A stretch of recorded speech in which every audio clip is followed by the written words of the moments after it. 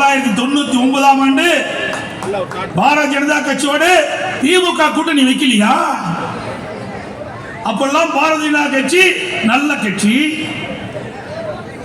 இன்றைய தினம் அனைத்து இந்திய அண்ணா திராவிட முன்னேற்ற கழகம் பாரதிய ஜனதாவோடு கூட்டணி அமைச்சா சரியில்லை என்று சொல்வது எந்த விதத்தில் சரி?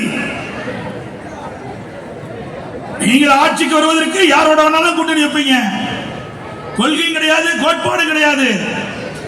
அதுக்கு பிறகு 5 ஆண்டு காலம் பதவி சுகத்தை அனுபவிச்சாங்க திமுக.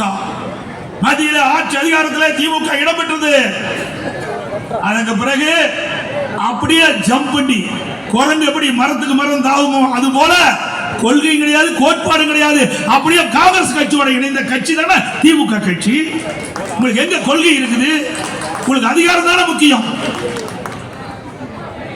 காங்கிரஸ் கட்சியும் பாரதிய ஜனதா கட்சியும் ஒரே கொள்கையுடைய கட்சியா? 1999 பாராளுமன்ற தேர்தலில் பாரதிய ஜனதா கூட்டணி. அதுக்கு பிறகு 2004 காங்கிரஸோட கூட்டணி.